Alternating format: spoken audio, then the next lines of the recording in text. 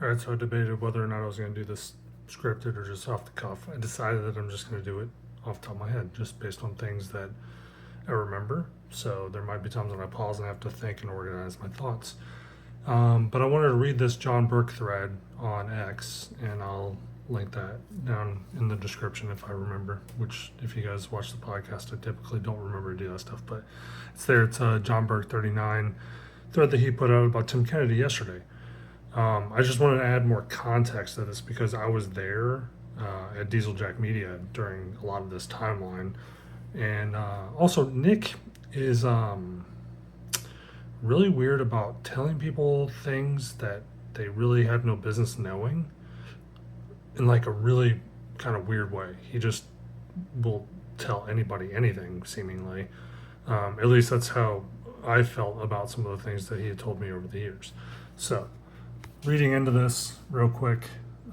Sorry, I don't have like the fancy backdrop. I'm not on the podcast set. I'm just in the office. So, a thread. When Tim Kennedy went to Afghanistan to help save our allies, many applauded him and his group. Upon his return, rumors began to swirl, as they usually do, about his actions while over there. Below are the factual accounts. Okay, so I wouldn't say he went to help save our allies. He was part of organizing the organization itself. Nick Palmisciano, Sarah Verardo, Tim Kennedy, and of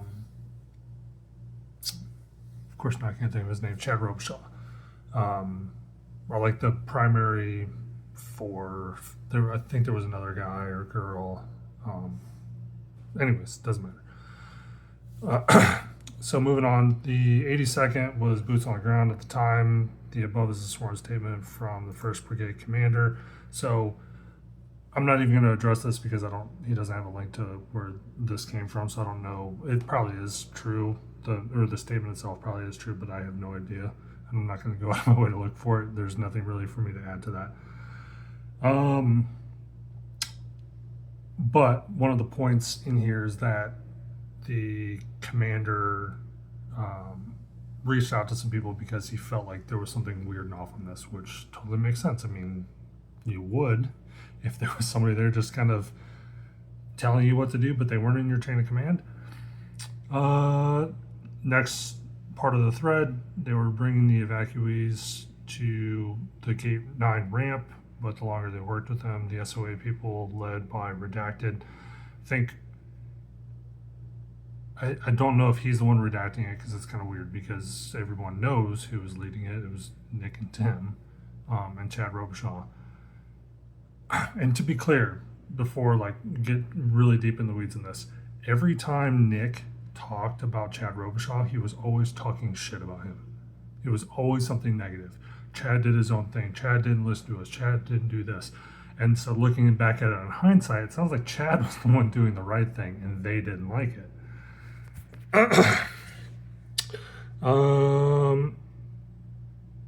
Led by Redacted, who was the front man for SOA. The more people I realized the divide between the SOA people and the actual JSOC crews. It was an understanding, but nothing real.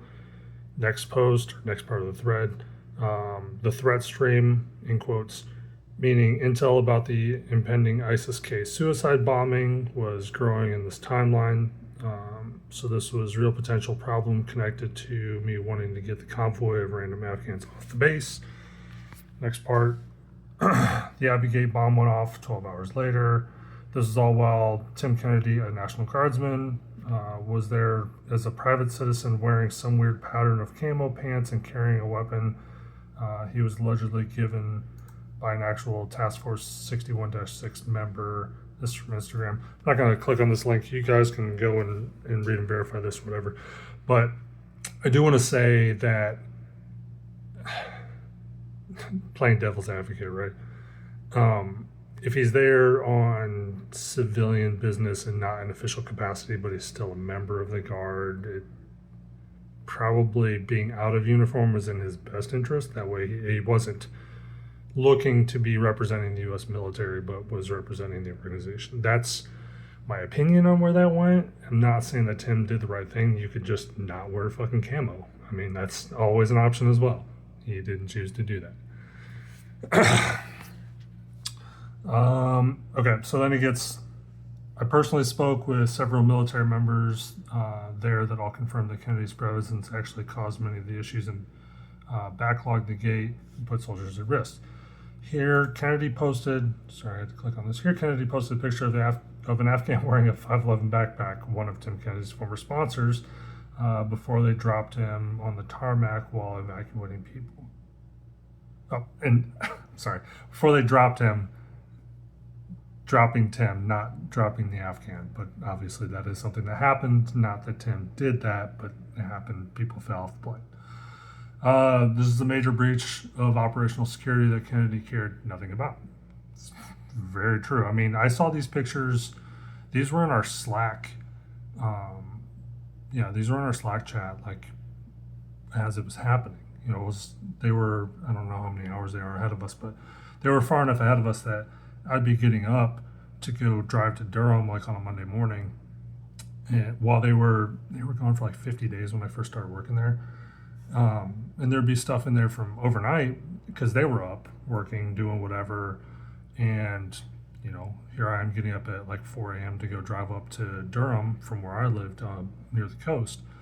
And there's just all these like random pictures and stuff. And you don't really like think anything of it at the time because what I was really concerned with at DJM, obviously marketing, is trying to help fundraise, right? Trying to find the right messaging, trying to put together graphics, trying to get, make our team or help our team put together something that helps them raise the most money to do the most good for the most people.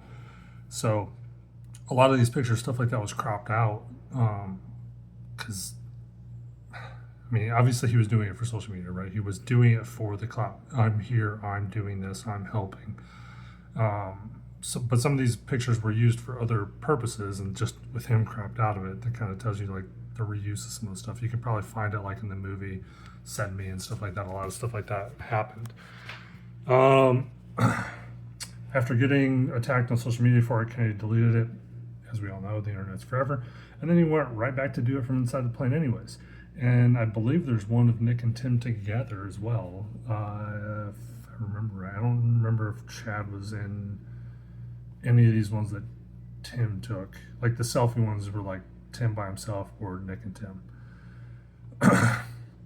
Again, below, Kennedy took it upon himself to photograph people being evacuated without their consent. And yeah, none of this is blurred. This is stuff that he just was like, here's a bunch of people on the back of the plane. Can they all be readily identified? Not really by you and I, but if somebody else that knows them knows, hey, that person had a scar on their face, and look, they're on the plane with Kennedy. It's, hey, a bunch of people just disappeared from this village. I wonder who their family members are, where they could have potentially gone to. Here's the clothes they were wearing. Oh, look, there's people wearing those same clothes on the plane. It's pretty easy for them to put that kind of information together, and Tim should have known better. But yeah, during operations, his face was in the photo naturally. Keeping identities hidden was a priority. Was a priority, being many who were evacuated. Yeah. Okay. Sorry. I'm reading this for the second time, but I didn't read it thoroughly, so I'm reading it like an idiot. John goes into how some of these people's families are being hunted down for being interpreters. It's all true. There's even stories from Chad and others going back and trying to get very specific people for this reason. Like their one guy or one gal or whatever said, hey, my family's being targeted now, please come help me. And then rather than executing the mission and getting the people out of there that they did have, they put the mission in jeopardy and went back separately and did other things independent of SOA and in conjunction with what was going on with SOA and all the other, evacuations. And of course, Nick and Tim took credit for putting this all together, right? Like they got planes chartered and they did everything themselves, whatever. Kennedy then went on to film a teaser in the hopes of making a movie about the ordeal while reflecting to mention, I'm not going to edit this. I'm just going to send it the way it is. Neglecting to mention any of the above. And he linked the Send Me trailer. Nick Palmisciano is Kennedy's partner who assisted in the endeavor and also penned the book for Kennedy titled Scars and Stripes. In this book, Nick, an Army Ranger qualified captain, lied about what Tim did. In the book, Nick wrote regarding Kennedy dressing down a superior officer, to which that same officer was interviewed by the Anti-Hero podcast and denied that it ever happened. 100% believe that. I'm not being sarcastic, Heather. I 100% believe that.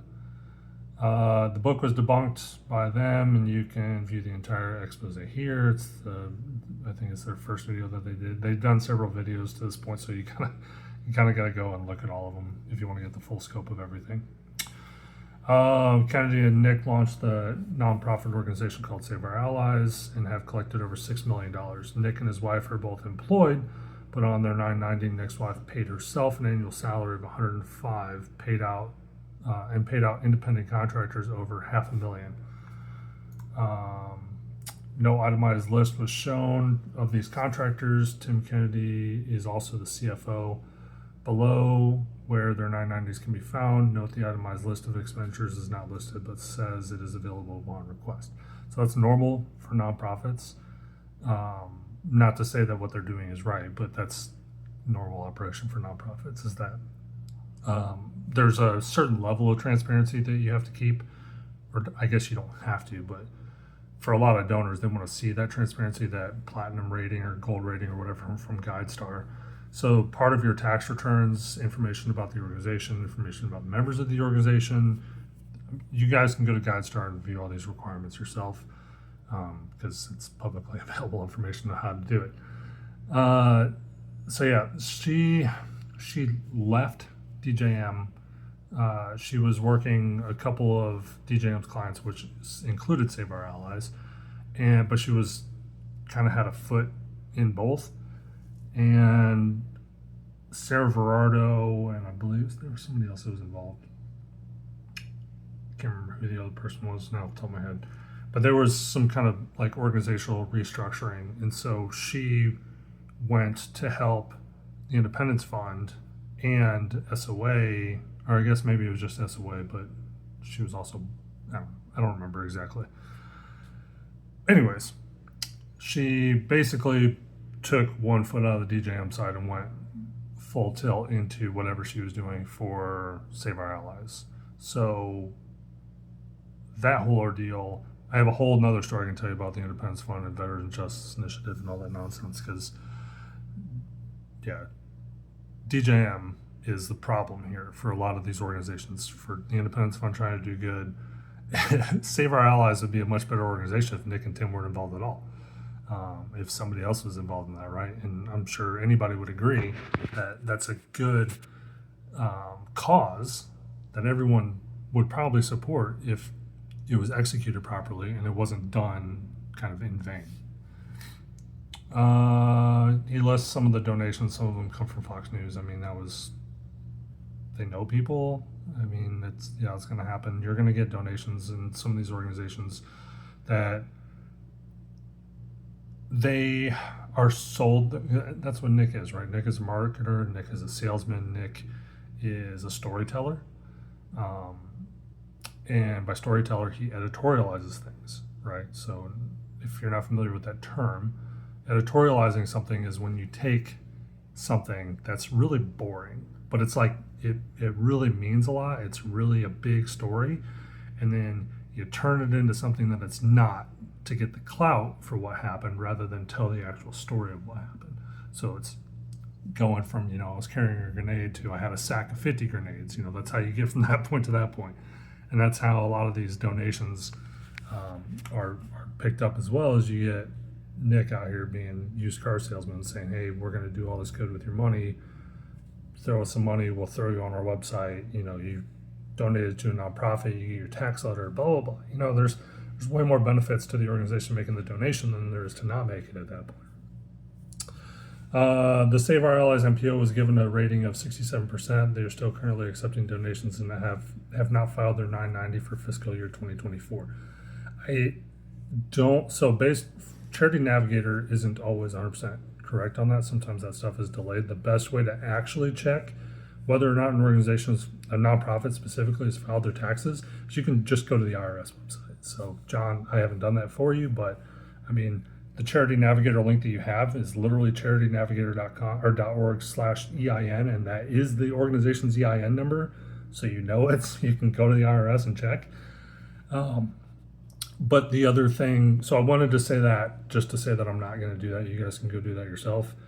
It's 8727999910. That is also to say that when the corporation, the nonprofit is spun up and they apply for their nonprofit status and do all that stuff with the IRS, you also get to select when your fiscal year ends, and it does not have to be the same as the calendar year or the government's fiscal year or anything like that. So they might have selected a date that was further into the year that wouldn't require them to have filed taxes for 2024 yet anyways. So playing devil's advocate on that, I don't think this is really a big issue. I think they will end up filing their taxes. What that looks like when they file it, I don't know. But I believe that that's kind of one of those things that you guys can just kind of gloss over. Do a little bit of extra research if you want to confirm that I'm right. The veteran community turned against Tim Kennedy. Or why did the veteran community turn against Tim Kennedy? It's because we were tired of the lies and manipulation. Stolen valor is a disgraceful act that only cowards commit. Below is Kennedy's own post about stolen valor via Facebook circa 2017. I'm not going to read this to you guys. You guys can find this yourself as well. It's all over. But basically, he calls anybody that commits stolen valor, dirtbags. Go figure, because that's what they are. And then he asks people to retweet. So I just wanted to add in there that there are other people involved, that both for better or worse. And I think that, I don't know that John knows that. And if he does, leaving them out is kind of weird. But if you're going to, expose the organization, then everybody needs to be in there. Sarah Verardo is a very powerful and influential person. If you guys are familiar with the Independence Fund, they do a lot of great work. And it's not that they don't do great work. It's just that which do you weigh more? The good that these people do, or the stuff that they destroy in order to create that good? It's the argument that people have with me about Mike Glover all the time. Oh, Glover served his country. Glover's a hero. Glover did this. Glover, taught me how to do this. Glover, blah, blah, blah. Okay. That has nothing to do with whether or not he actually or is accused of, child abuse or domestic abuse or anything like. We've seen through the history of the United States military, especially in the last 20 to 30 years, that a lot of guys that we served with have anger problems or alcohol problems or whatever else. And behind closed doors, they're a completely different person than what they are in front of the camera. A lot of these guys are really good actors. That's just how it is. And same kind of story here. Yeah. The Independence Fund does a lot of great work. Veterans Justice Initiative, I don't know how much, if any, work they've actually done, but, trying to teach and train police how to de-escalate things with veterans and, provide them with resources and things like that. It's a noble cause. Whether the execution is there or not, and what the actual underlying goal is, is it to get rich or is it to help people? That's kind of, I think, the crux of all of this.